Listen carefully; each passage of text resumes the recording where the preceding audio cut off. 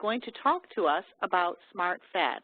Dr. Bowden is one of the most interesting speakers it's ever been my privilege to listen to. He has written several books. He not only has a PhD in nutrition, but he has just about every certification possible as a physical and exercise specialist. And so we are absolutely delighted to have him with us today. And so it was with great pleasure that I introduced to you Dr. Jonny Bowden. Welcome, Dr. Bowden. Well, thank you, Cheryl, and we have a mutual admiration society going because I feel the same way about you. That's very, very sweet, very kind words. I will try to live up to them. So let's start by, I'm going to tell you a little bit about the history of smart fat and how it came to be written because I think it's kind of really very germane to what we're going to be talking about today. Because smart fat is actually kind of a sequel. It's a sequel to a book I wrote a couple of years ago, and it's kind of important to, it's kind of like if you watch The Hunger Games, you kind of got to know what happened in episode 1 to really understand the latest one. It's kind of like that, and I think although either my book from 2 years ago, The Great Cholesterol Myth, or the new Smart Fat book can be read separately, I think people will understand the trajectory a lot better if they understand how one evolved into the next. So let me give you just a little bit of history, and I'll make it as brief as I possibly can so we can lead into how I got passionately interested in the whole issue of fat and cholesterol. And let's remember that those two things are very hard to separate. Just Google either one of them, and I guarantee you the other one's going to come up. So we really need to deal with them kind of as a whole. And in my first book, my book from 2 years ago, we kind of tackled it from the cholesterol point of view, and today we're going to tackle it from the fat point of view. So I kind of started my career, as Cheryl mentioned. I was a personal trainer at the Equinox Fitness Clubs, and it started in 1990. And we, most of the people who come to a gym, certainly then, they came for weight loss. That was the major thing that they did. And we used all the tricks we had at our disposal, which was the wonderful food pyramid. I'm being sarcastic if you can't tell, the food pyramid. And we would eat these wonderful low-fat breakfasts like, orange juice and bagels and toast and bananas and, it was great because it was low-fat, pancakes, all of that stuff. And, of course, we'd use the only tools we had at our command, which was step classes and aerobics. And if people weren't losing weight, it was probably because they weren't working hard enough. And I always put this cartoon in there because it kind of sums up our experience of the low-fat diet. And let me be fair. Low-fat did work for some people for short periods of time, but overall, if you look at the research, if you look at overall, you find that it's kind of been a colossal failure. Into this kind of mix, Dr. Atkins republished his original New Diet Revolution. Now, Atkins first published his first book and came on the national scene around 1972. So now it's 20 years later, and he republishes this, and there starts to be some research on low-carb diets. And we would have clients who would say, look, this low-fat thing's not working. I've done everything you told me. I'm going to try Atkins. And we would go apoplectic. We would go, you can't do that. That is the most unhealthy diet in the world. You're going to eat that fat. Your cholesterol is going to go up. You're going to die of a heart attack. Yes, maybe you'll lose a pound or two, but who cares if you're not going to be around to enjoy your grandkids? You cannot go on this horrible diet. But they did it anyway. And guess what? They didn't die. In fact, I remember distinctly clients coming back and going, I just got back from my doctor. My blood pressure is lower. My belly fat is going down. My waist is down by 2 pounds. My triglycerides dropped like a rock. I got more energy. And this was a head-scratching moment. It's what psychologists call cognitive dissonance. You have two facts or two beliefs, and they don't fit together. On the one hand, high-fat diets give you high cholesterol and heart attacks. On the other hand, here are the clients going on them, and it's not happening. Something has to be wrong. So I kind of became a kind of a cholesterol skeptic. Here was the atmosphere at the time. I just put this up because I think it kind of epitomizes the zeitgeist, if you will, the prevailing theory of health. And this was a classic Time magazine, the bad news, cholesterol, the bad guy. So we started looking at some of the research. Now, For those who don't know technically what a ketogenic diet is, it's a very high-fat diet in which carbohydrates are extremely limited, something like 20 grams. It's like stage 1 Atkins. You're eating like a cup of lettuce a day or something. And you would think that would be just terrible for people. And here's the first study that came out in 2002, and it says a high-fat ketogenic diet favorably affects serum biomarkers. What that basically means, folks, is that their blood tests were better. Their blood tests were better. Their risk factors for heart disease went down. Well, this didn't fit either. And then we had this one that came out also around 2003.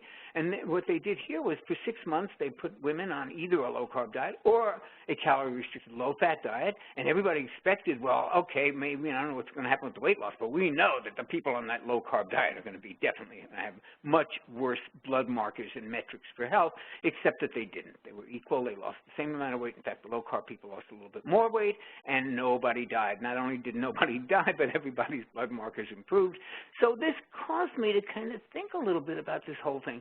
And then in 2000, Walter Willett, who's no big friend of high-fat diets, let me point out. Walter Willett, chairman of the Department of Nutrition at the Harvard School of Public Health, one of the probably most respected nutrition epidemiological researchers in the world. He's the lead author on the Nurses' Health Study, the Health Professionals Follow-Up Study. These are studies that you read about all the time. And he came out and said the relationship of fat to health is one of the areas that we've examined in detail over the last 20 years. And these are two of the largest studies ever done. They're still mining data from these two studies, the Nurses' Health Study, the Health Professionals Follow-Up Study. Here's what he said. We have found virtually no relationship between the percentage of calories from fat and any important health outcome. Now, let me be very clear. Walt Willett is not a fan of saturated fat. He isn't quite, you know, he's quite considerably to the right of my co-author and myself. But even Walt Willett said, percentage of fat makes no difference to anything. Okay, so this came out last year, but it's sort of like vindication. This came out in 2015, and basically what it said is, we looked at the randomized control studies. Guess what? This whole low-fat thing, it had no science behind it. It had no evidence behind it. We kind of made it up, and we just tried it out. It was the biggest nutritional experiment in history, and it was a colossal failure. Okay, so I became a cholesterol skeptic. I questioned.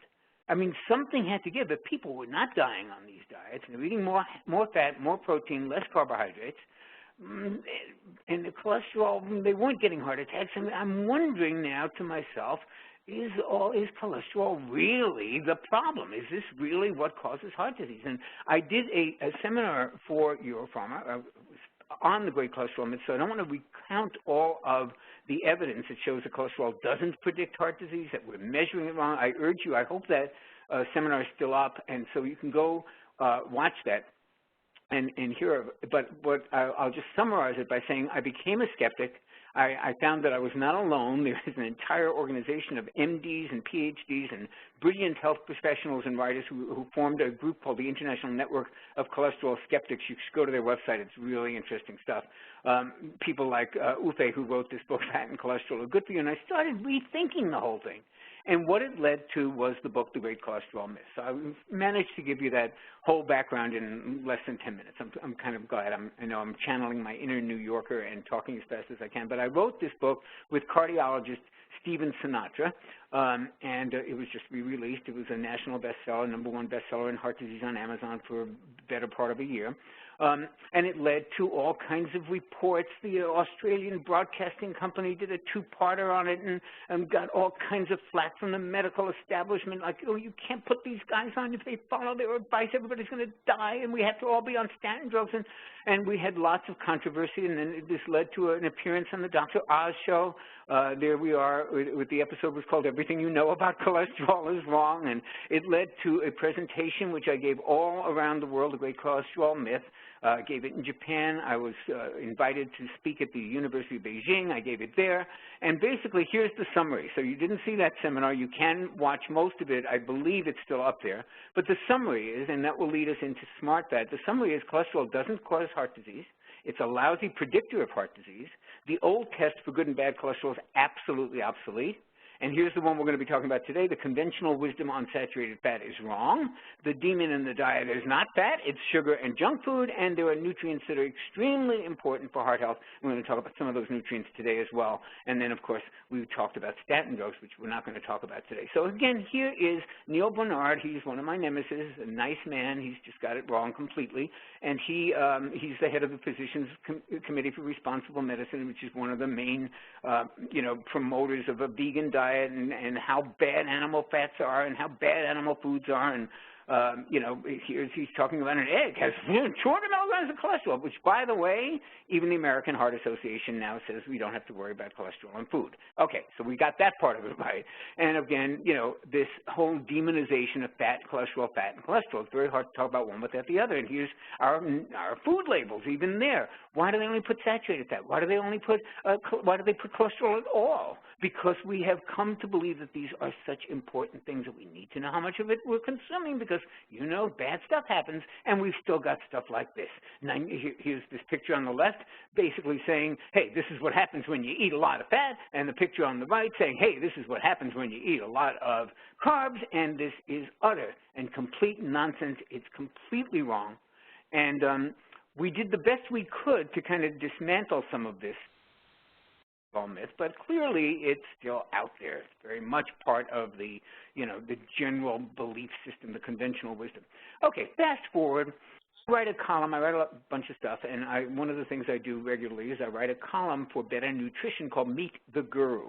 And I profile, thought leaders in the field of nutrition and health, and usually I just talk about my friends, but they're, all of them happen to be, kind of really big thought leaders, and I've done, Sarah Gottfried and J.J. Virgin and Alan Christensen, all these people. And one day I was approached by a publicist who said, I have this wonderful client, Stephen Masley. I think you should interview him. He's great. He's got a PBS special. It's, doing wonderfully. It's a 30-day heart tune-up. He's all over television. He's a good guy. I think you'd have a lot in common.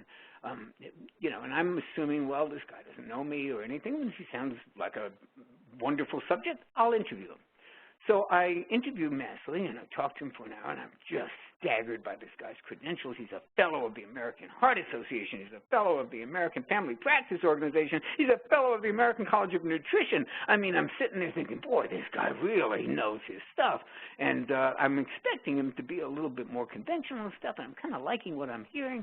And I'm thinking, oh, he doesn't know me from Adam. And at the end of the interview, he says to me, and may I just say that I have read all of your stuff, and I am a big fan, and you've influenced me a great deal. And I'm telling you, I will never forget that moment. I almost fell off my chair.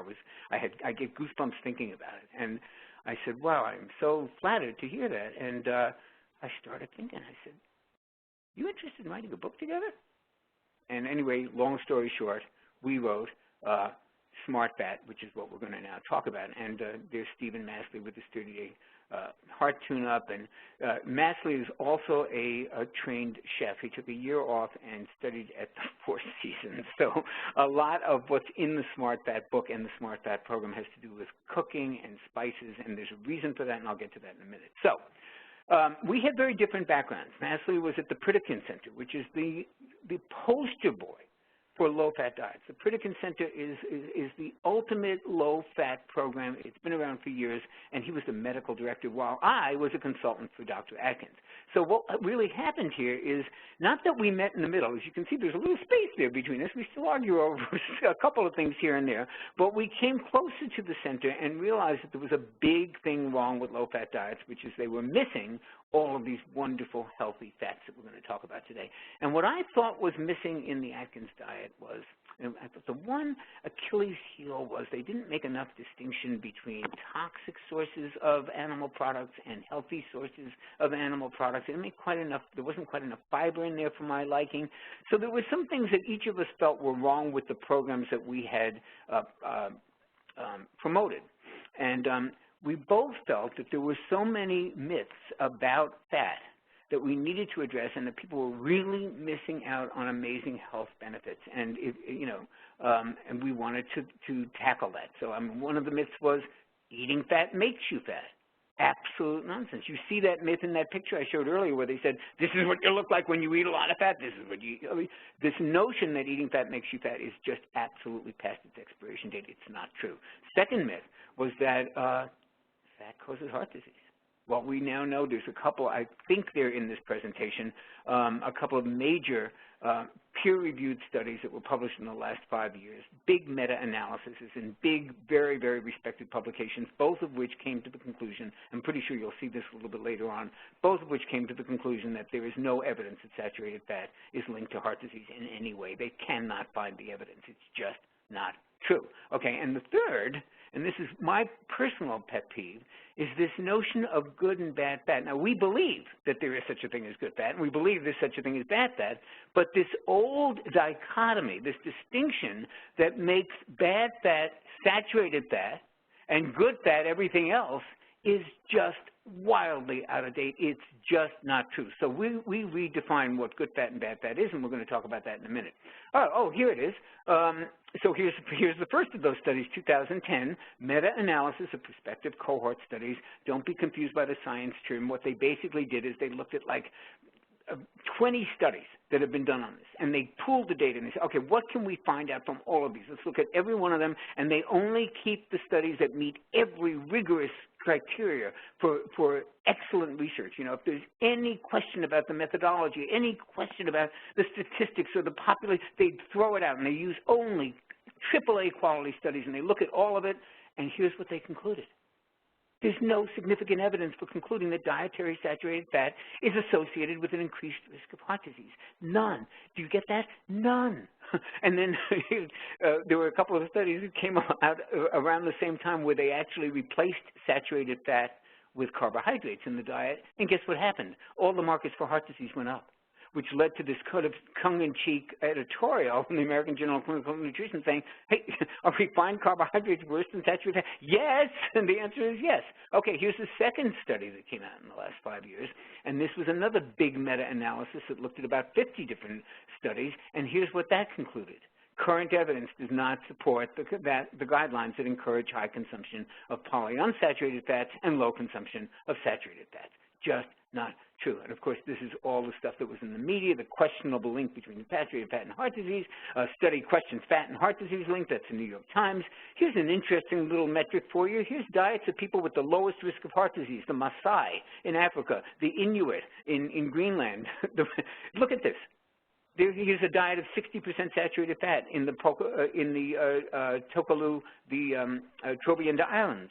75% saturated fat in the Eskimo diet. You know, the vegetables don't even grow up there. They eat walrus, blubber, and seal meat, right? And the Maasai, which drink blood and use tons of butter, 66% saturated fat.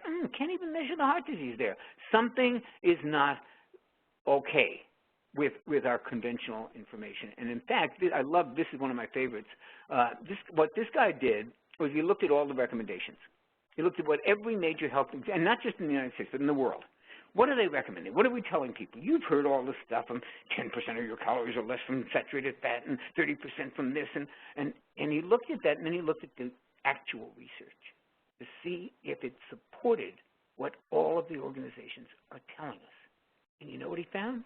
Results and conclusions about saturated fat intake in relation to heart disease from all the leading advisory committees don't reflect the science. They just don't. It's just the biggest Alice in Wonderland I've ever seen. I mean, we put out these recommendations, and they just are not backed up in any way.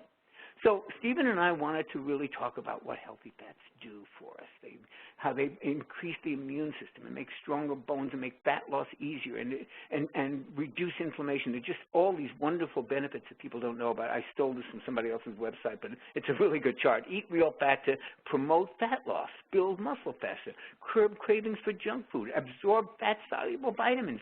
You know, there's just many, many things that fats do. And now, There is beginning to be a revolution. You're going to see this. I promise you. I hope this webinar will be live, will be up on the website for many years to come, but this is in 2016 that we're actually doing it, and I guarantee you, I promise you, you will see a huge amount of media given to high-fat diets. You're already starting to say, well, is it good for runners? Well, is it healthy and safe?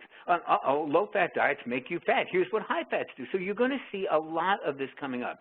So our book, Smart Fat, Cover to be Revealed, turned into this book, which is going to be out on January 19th. And here's what's coming.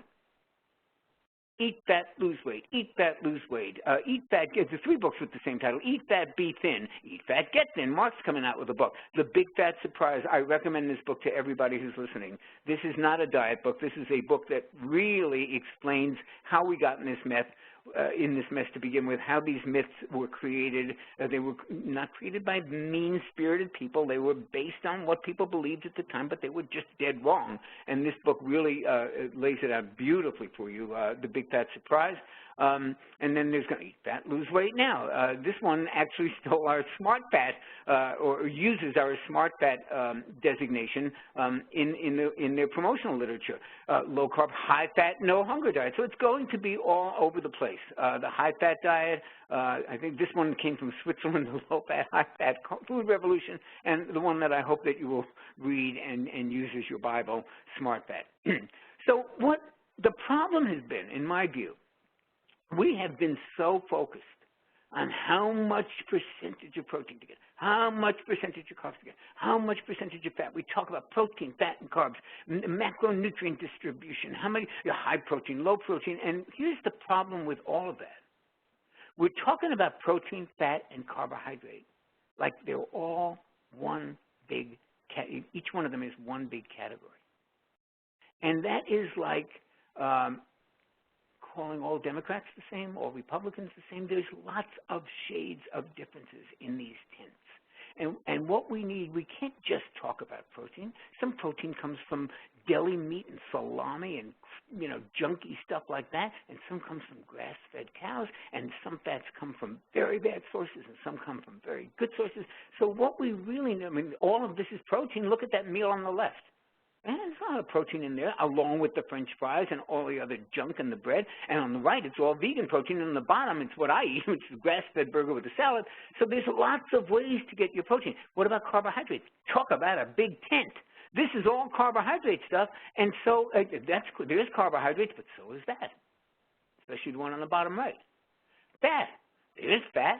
Okay? You can kill people with that fat, but that's fat. There's more of the worst kind of fat in the world. Now there's a nice mix in there, and there's a grass-fed steak, and, here's some fat from olive oil and salmon and nuts. So clearly, what we need is a better system of classification. We can't just talk anymore about protein, carbs, and fat like they're all the same thing. We just cannot do that. We need we need to dig down and get a better system of classification. And that's what we tried to do with the Smart Fat program. And what we do is we divide fats into 3 categories. And the 3 categories are toxic, stay away from that, and I'll explain what that is in a minute. Neutral, no demonstrated health benefits yet, but absolutely no health negative consequences either. Neutral, you can consume as many as you want. They're not necessarily health foods, but they are not going to hurt you. And then there's smart fat, which are fats that actually have research demonstrating the health benefits in humans. And examples of that would be olive oil, fish oil, coconut oil, things like that. Okay, so what the heck are smart fats? Well, avocados are smart fat. Nuts are smart fats. All of these nut oils, hazelnut oil, walnut oil, almond oil, pistachio nut oil, all smart fats. Coconut oil, love coconut oil. Extra virgin olive oil is a smart fat. Dark chocolate, you like that one, right? And, of course, eggs from cage-free, free-range, or pastured sources. These are great examples of smart fats. And what the heck is clean protein? We make a division between clean protein and mean protein. Okay, so clean protein is protein that comes from animals that have been raised not only humanely, but free of antibiotics and steroids. Look, here's what, let me clear something up about the whole saturated fat and animal products thing. And I can do it by telling a personal story of, well, it's not a personal story, but it's a story that affected us here in Southern California. So here in Southern California, where I live, we had a big E. coli scare about a year or two ago. And it was traced to some spinach. And at one point, you couldn't even go to the Subway sandwich stop and get spinach. They had recalled all of the spinach in Southern California because of this contamination and because of the E. coli. Nobody, not one health organization, not one health professional, nobody said, hey, don't eat spinach. Stay away from spinach. There's something wrong with spinach. It's going to make you... No. Everyone understood that that particular crop had been contaminated. Nobody thought it was spinach that was the problem. They thought it was contamination that's the problem. Well, the exact same thing is true with animal foods. If you look at factory farms, which actually have an acronym called CAFO, C-A-F-O, you can look it up on Google. It means Confined Animal Feedlot Operations. These bear no resemblance to a small family farm where Mr. and Mrs. Jones raise chickens and there's a bunch of pigs running around and there's some cows grazing on. No! These are massive, multi-million-dollar factory operations where animals are just processed through. They are shot full of steroids. They are shot full of antibiotics because they get sick from the conditions that they're raised in and from eating grain, which is not their natural diet. The pesticides from the sprayed, low-quality grain that they're fed in their diet gets into their fat. The antibiotics get into their fat. The steroids get into their fat. The fat is a toxic waste dump when they come from factory-farmed operations. It's not because it's saturated. It's not because it's animal any more than it was because it was spinach. It was contaminated. This meat is contaminated. If this was the only meat that I could get, if the only meat that was available to me was the stuff they sell at McDonald's and in most restaurants and in most groceries, I'd become a vegetarian, and I'm very far from a vegetarian. So you must start to make a distinction between what we call mean protein, which is factory-farmed animals, and clean protein, which is this. And here's a great chart of it. What's the difference? Cattle roam free on pasture, eat only grass. The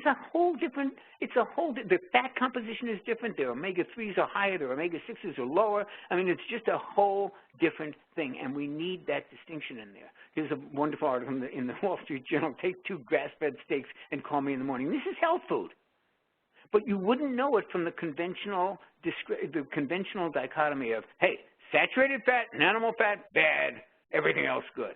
So let's talk about the everything else. Well, we'll get to the everything else good, the vegetable oils that we've all been told to eat so much of. And then what's the deal with carbs? Okay, here's the deal with carbs. Number one with a bullet, what you want from your carbs is fiber. Now, in Smart Fat, I will tell you that one of the things that I did feel was an Achilles heel of the old-fashioned higher fat diets was that they're very low in fiber. And I like my co-author, Stephen Massey, really believe that there's a lot of health benefits to fiber. So in Smart Fat, we've actually designed a program that's high fat, high fiber. And that's there's not many of those around. So what the deal with carbs is, that's the trifecta right there. You want low glycemic, meaning low sugar, low impact on your fat storage hormone, which is insulin. You want low sugar, you want high fiber. That's your perfect carbohydrates. That's what they look like. What they don't look like is the cereal section in your grocery store or the bread section.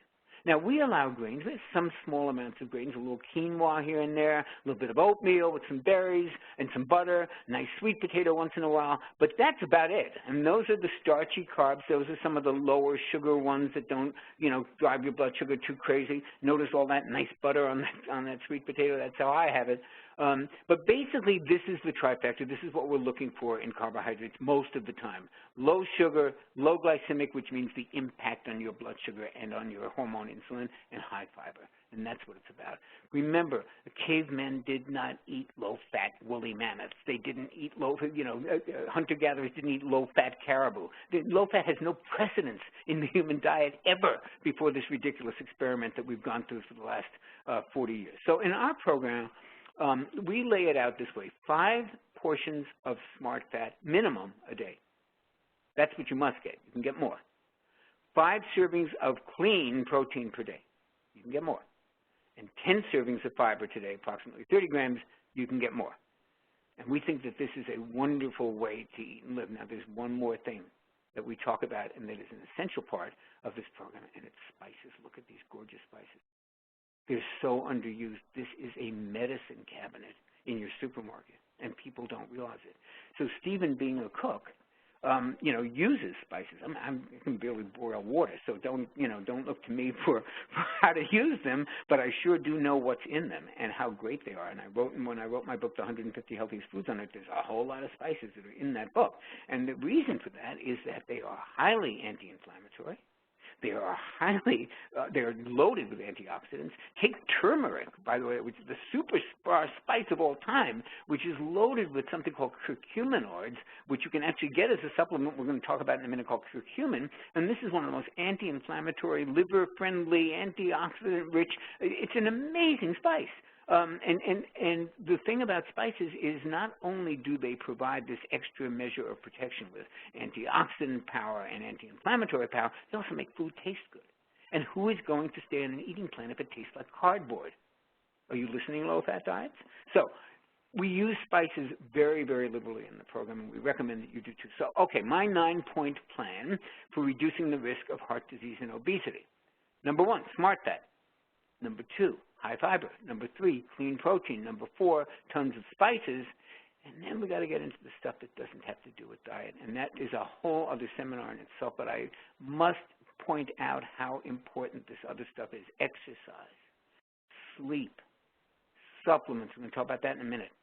And fresh air and sunshine, relationships, community, contribution. Quick story, since I'm not quite out of time yet.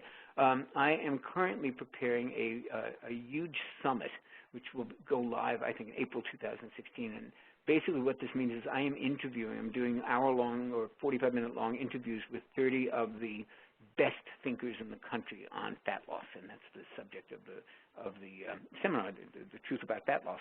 And I'm interviewing just people who are just brilliant and wonderful at this stuff and getting all their views. And I cannot tell you the number of people who have pointed out time and time again how much other stuff is involved in losing weight besides diet and exercise. Just sleep, for example, how that can actually dysregulate hormones and make you insulin resistant and cause you to gain extra belly fat and how stress figures into this whole equation. So don't ignore this stuff. The biggest mistake we make with diet and weight loss is thinking it's all about diet and exercise, and it's about so much more. So I just want to give lip service to that, even though we don't have time to go into it in depth. So let's look at one of the items on that list, which is the supplements that I think are very, very important. These are not necessarily the exact same ones that we recommend. Many of them, about 90%, are overlap with the ones we recommend in Smart Fat and the ones I recommended in the Great Cholesterol Myth. But I change my top 10 list from time to time, but there are certain ones that always show up on my top 10 list. So let's start with omega-3s, fish oil. They're known as the wellness molecule for a reason. They are highly anti-inflammatory. And why does that matter? Because inflammation is part, process, and promoter of every major degenerative disease that you don't want to have. You look at heart disease, obesity, diabetes, cancer,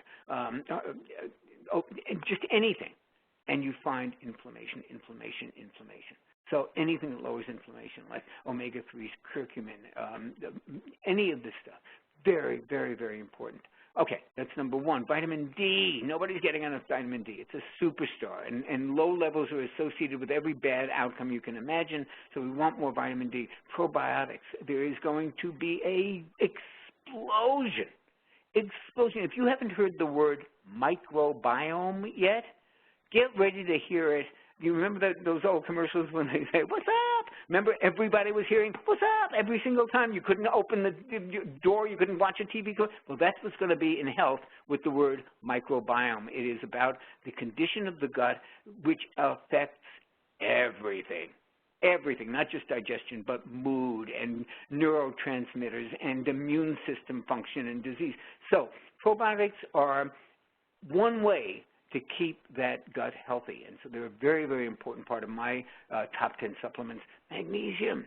Magnesium is needed for many, many different biochemical operations. Between 300 and 400, it lowers blood pressures, it lowers blood sugar. Almost nobody gets enough. Highly recommended. CoQ10, especially for heart disease patients, especially if you're on a statin drug, which is a whole other subject.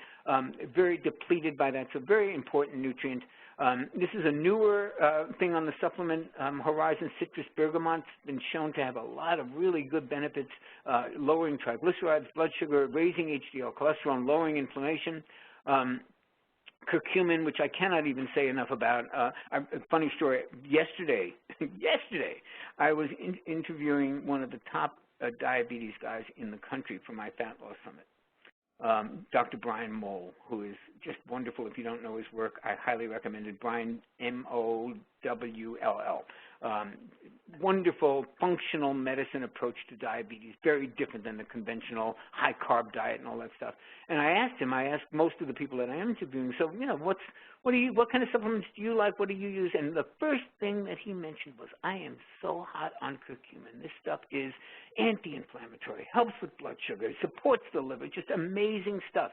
The only caveat with curcumin is it's not terribly well absorbed. That's why just sprinkling turmeric on your food, which is a great idea and which I do all the time, won't give you the optimal dose that you need of curcumin. You really need to take it in supplement form, and there are different kinds that have been shown to be more absorbable than others. One that I particularly like is BCM95 curcumin. You can find that, and there are products that have that in GNC and Vitamin Shop and all over the place. So just look on the label, see if you can find that, and that's the best version that I found. Resveratrol, another one that I really love.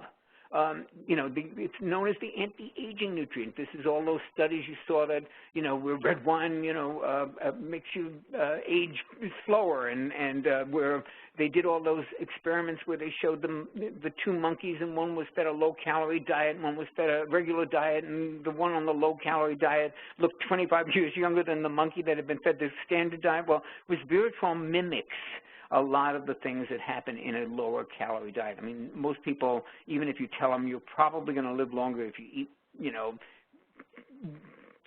2/3 less calories than you're eating right now, they're going to, I don't think I'm going to sign up for that. It's pretty hard to do. But resveratrol has compounds in it that turn on the same genes that low-calorie diets do. And it's not saying that you can eat anything you want and just take some resveratrol and it's going to work, but it does have some really important benefits for longevity genes, for lowering blood pressure, for, you know, inhibiting blood clots. It just does a lot of really good stuff. This, much like with curcumin, what you have to be aware of is that all resveratrol is not the same. What you're looking for on the label is trans resveratrol. And that's the part that matters. That's the part that actually has the benefits.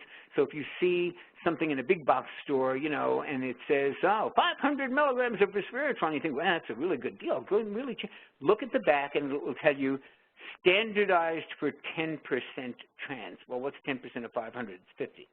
So you're only getting 50 milligrams of the part that really matters. So always look for trans resveratrol. Vitamin K2, I'm really hot on vitamin K. I don't think, K comes in a couple of different flavors. K1 is the stuff that's found in lettuce, and that's what's used for clotting. But K2 has some really big benefits for the heart, and it helps prevent calcium from being deposited in the wrong places. Remember, we need calcium for our bones and teeth. We don't need it in our arteries. And K2 helps it to go where it's supposed to go. And don't forget, even with the supplementation, even with the diet, don't forget the other stuff. I am telling you, this is where it's really at. The relationships that you form, the things that you do to reduce stress, to form connections, to make contributions to others, this is what really makes us well. This is what makes us healthy, whatever our body type happens to be. I always put pictures of two of my dogs in just because I like it and because it makes people smile. That's my family. I always like to say goodbye with them as well. And thank you so much for coming.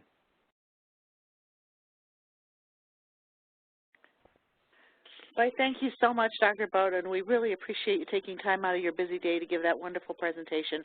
I always learn something new every single time that you speak, every time. Thank you. Thank you. All right, so I want to jump in, and I know we have a fair amount of questions here. I'm just going to open up the question box. I saw one that said, can you show the vitamin D slide again? So I'll just do that while you're asking me the questions. Okay? All right. Okay.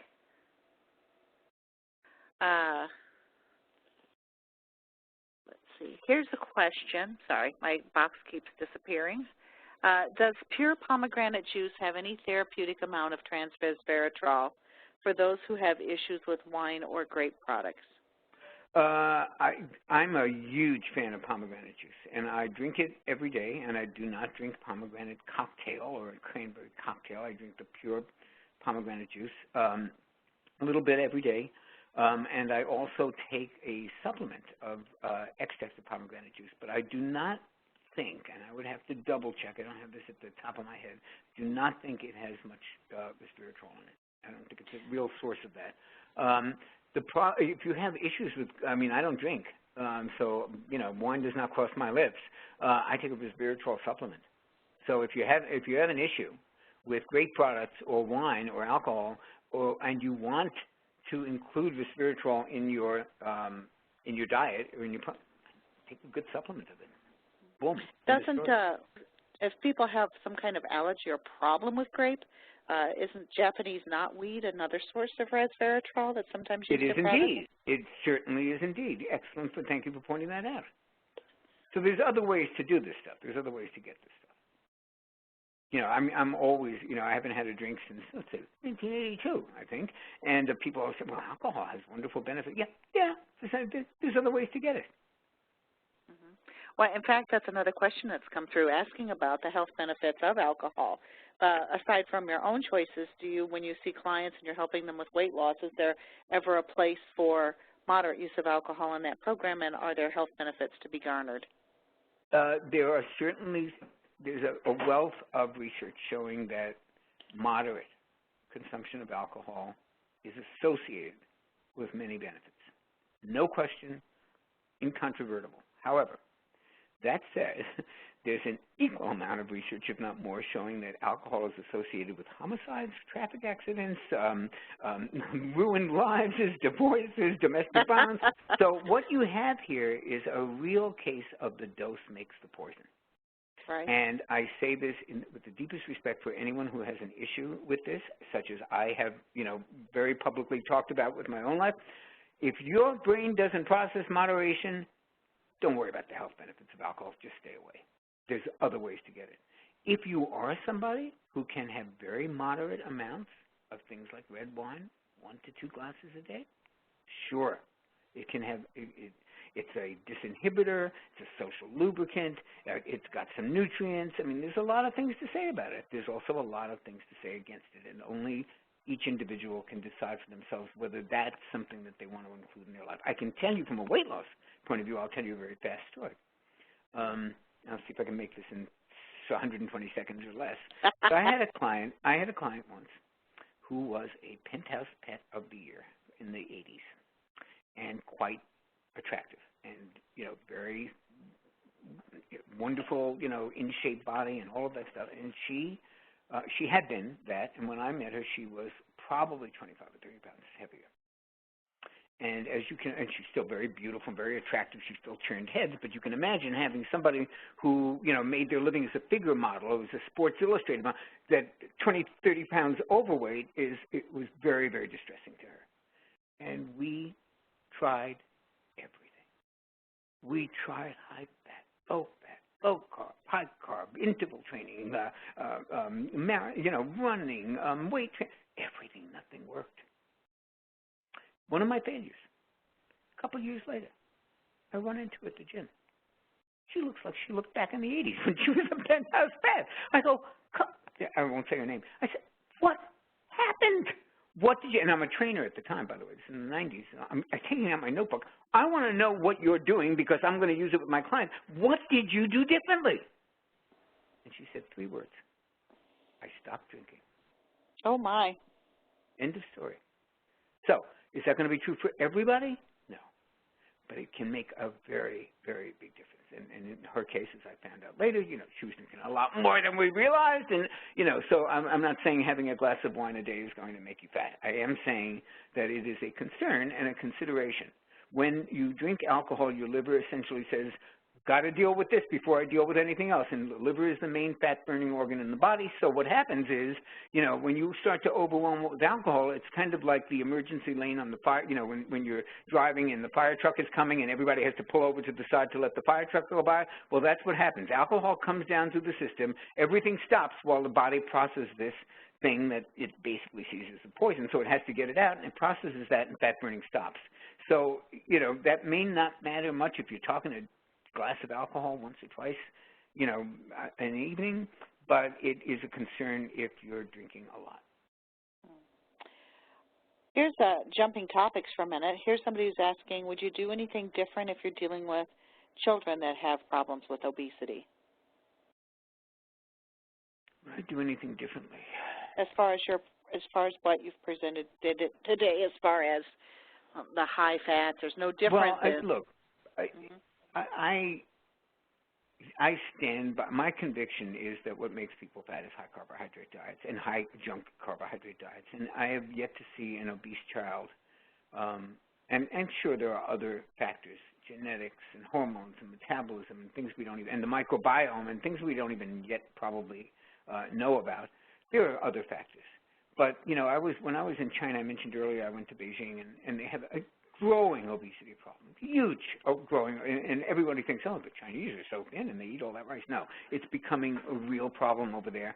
And if you go to the center of the city, guess what it looks like? Times Square. There's a KFC, there's a Domino's Pizza, there's a Kentucky Fried Chicken, there's everything that we have imported. The worst of American food industry has been imported to them.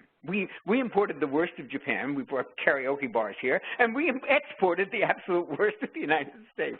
So I think that it's not that that's making it fat. It's that stuff. And when you really limit that, and replace it with healthy fats, which make you fuller, and with good protein, which speeds up the metabolism a little and is very satiating, I think you're not going to run into so many problems. Here's a question. I should be very clear. When I talk about these high-fat diets, when I'm talking about, my mentor in nutrition was the great late Robert Crahan, maybe one of the greatest teachers of all time. And Robert used to say that part of the problem with getting this information out to people is like when you tell them the Mediterranean diet, they have lots of olive oil and they eat all this fat. Americans hear that as like, okay, well, I'll pour some olive oil on my cornflakes. No, it's not a matter of adding fat to a bad diet. It's a matter of making some swap-outs. How about getting rid of some of the cereals and breads and pastas and cakes and cookies and crackers and all of the high-carb packaged foods? Replace that with some good healthy fat. That's a very different. Picture than simply adding fat to an existing diet that's bad. Make sense? Excellent. Yes, it sure does. Here's a question about hemp oil. Wanting to know if you know anything about the benefits of using hemp oil, specifically sure. CBD oil. Yeah. So hemp, chia, and oh my God, I just escaped the third one. Chia seeds, chia oil, hemp oil are sources, flaxseed oil, of course, are sources of an omega-3 called ALA. Now, all omega-3s are good. The plant-based ALA, the plant-based omega-3, which is the one that's found in hemp oil, flaxseed oil, needs to be converted to the ones that come pre-made in fish oil.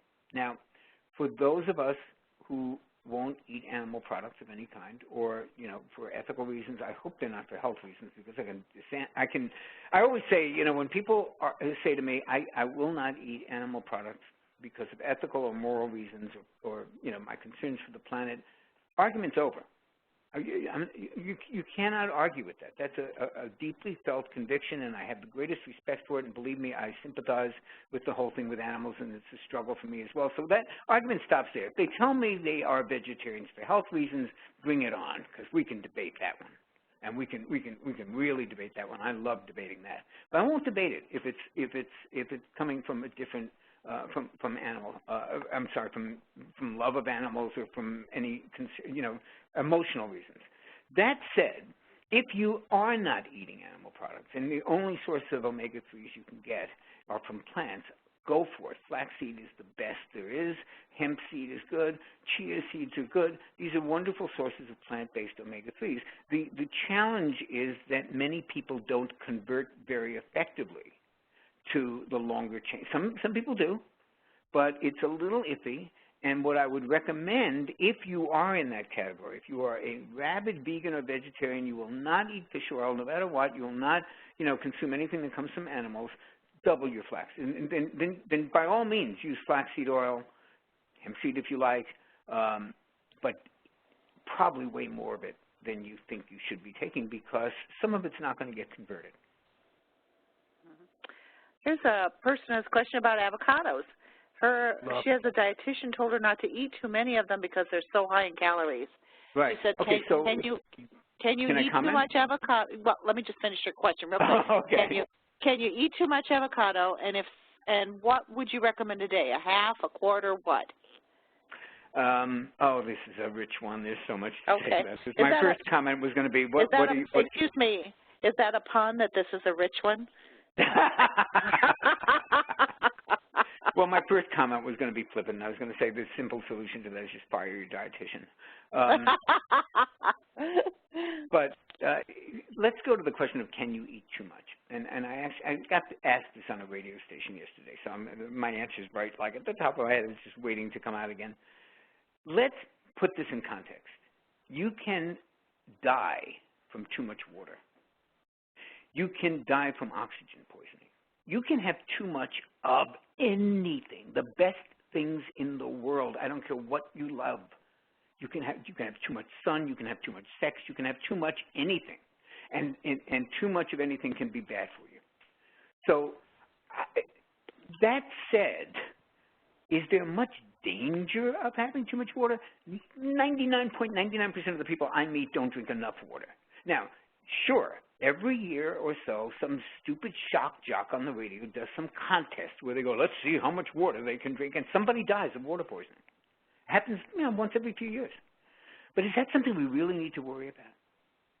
So, and yes, you can have too much omega-3s. You really can. You can overwhelm the pathway so that the 3-6 balance is out of whack in a way that we almost never see in America, which is too much omega-3 and not enough omega-6. Is that a real concern? Is anybody really getting fat from too many avocados? I don't think so. Now, the more reasonable question that's brought up by that is, she asked, what do I recommend in terms of amounts? There's no answer to that, and here's why. Because it all fits into the whole picture. What else are you eating? Is it your only source of calories? Is it one of 10 sources of calories? What's your overall caloric intake? You need to know all of that. I eat an avocado sometimes just as a mini meal, or half an avocado. I'll just use it as a snack. I don't ever, figure out what's the ideal number of servings of this food or that food. The way I look at it, and I know I get asked this a lot because I do a lot of magazine interviews and stuff, and they're constantly trying to get you to give metrics. Well, blueberries are good. Well, how many should we eat a day? I don't know. Nobody knows. Nobody knows the answer to that. Here's how I look at it. It's like a radio station takes the top hits and they put them in rotation. Nobody says, how many times a day did you play, Taylor Swift? They put them in heavy rotation. And that's what we should do with these superfoods, like avocados and blueberries and dark cherries and grass-fed meat and full-fat yogurt. And put them in rotation. Just eat them as often as possible. Make that be the center, the bullseye of your diet. And then you don't need to worry so much about, did I have my 1 portion a day of this? Some days I don't eat blueberries. Other days I eat 3 portions. Who knows? But it's in heavy rotation. It's the foods that are my staples. And I think that's how you should approach this. We don't, in Smart Fat, we don't put a limit on fat. We put a minimum on fat. At least 5 servings a day of Smart Fat and up to 10 servings a day of neutral fat if you're trying to lose weight. So, there's one of your Smart Fat servings. Now, granted, and I want to be very clear about this, if you eat 10,000 calories a day from even the best fat in the world, you're going to get fat. That's going to, but we're not talking about eating 10,000 calories a day. We're talking about eating what feels like a good diet to you, where your energy is maintained, where your weight is where you kind of want it to be. Then it doesn't really matter. Then just swap them out as you like, and there's no magic number to consume. Your dietitian, although I really generally, I hate the American Dietetic Association with a passion. There are plenty of good dietitians. Their organization's horrible. But that said, the point that she's making about calories is somewhat valid. It's like with nuts. Some foods are really easy to overeat. Nuts are the best food. They're wonderful foods. All kinds of studies have shown that people who eat nuts on a regular basis have lower weight, lower BMI, better heart disease outcomes, all kinds of things. But nuts are really easy to overeat. So you can't, take a bag of salted almonds, a big, 2-pound thing, and eat them all day long. And the same thing, I guess, is true of avocados, although I've never yet ever met in 25 years of doing this somebody says, I'm just eating too many avocados. What am I going to do? But it's easy to eat too much nuts, too much cheese. Those things just seem to be, they're very easy to consume, and they're very high in calories. So, sure, they are high. They're somewhat high in calories. Avocados are not as high as everybody thinks, reasonably high. But as long as it's part of an overall program, you're not, adding 5 avocados onto a bad diet of 1,000 calories of carbohydrate crap, then it's fine. So it's really just a matter of like looking at the context and the whole picture. Mm-hmm. Make sense? It surely does. Do you have time for one more question? I absolutely do.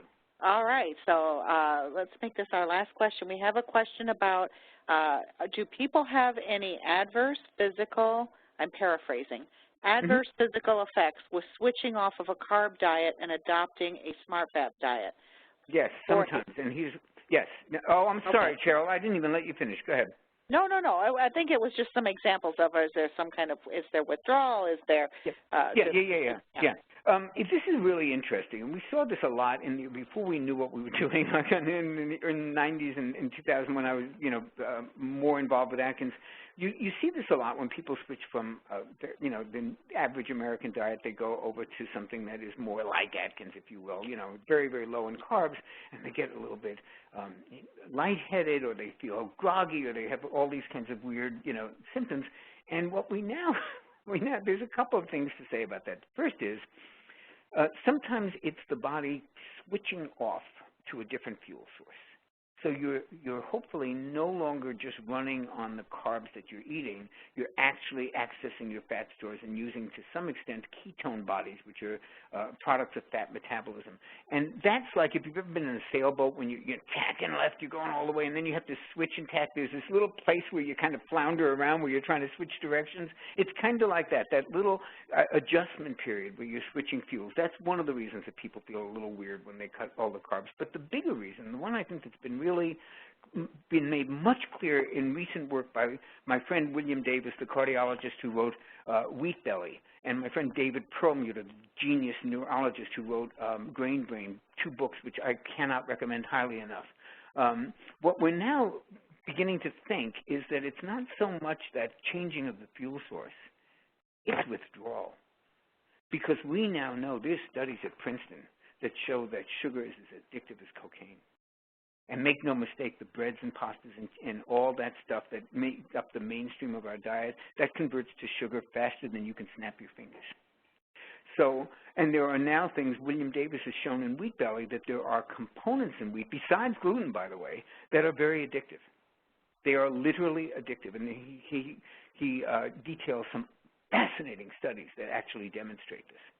So when you stop that, a lot of people say, oh, my body needs carbs. No, that's like how I felt when I stopped drinking or stopped doing drugs. You feel pretty miserable, but it's not because your body needs that. It's because you're addicted to it. So I would say, much like when I stopped smoking, bite the bullet, endure the first few days or so, because on the other end is, some really good stuff. So just stick with it, and before you know it, you'll be back in a good place. Yeah, and by the way, I'm not saying everybody should be on low-carb diets, and my co-author, Stephen Masley, would be apoplectic if he knew, if our program was, he's not a low-carb person. But if you look at the carbs that we recommend in there, tons of beans, tons of legumes, as many vegetables as you can possibly consume, good low-sugar fruits like apples and grapefruits and cherries and blueberries. So this is not a low-carb diet. It's a low-junk food diet, and there's a big, big difference. Excellent. Well, thank you so much. We surely appreciate you taking time out of your busy day to talk to us today about smart fats. We hope that you'll come back again sometime, and I want you to know we have several comments that have come in through our Q&A and chat that are saying, wonderful presentation. Thank you so much. Thank you. I'd love to hear that. And may I just ask people, go to smartfat.com or jonnybowden.com, and, you know, you can hear all our latest rants and posts and interviews and the stuff that we put up there. We will Cheryl, also thank you so much. You bet. We are just delighted that you could join us. And this will also be archived on the Terry Talks Nutrition YouTube channel, so that people who miss this or who have friends that they think would benefit from listening can refer them, and we will send those links out in just a day or two after it's uploaded. Taboo. Thank you. Thank you, everybody. Thank you. Bye-bye. For more information, you can contact us at Terry Talks Nutrition. You can sign up for a free weekly newsletter for health tips and the latest in natural health. We are very respectful of your email.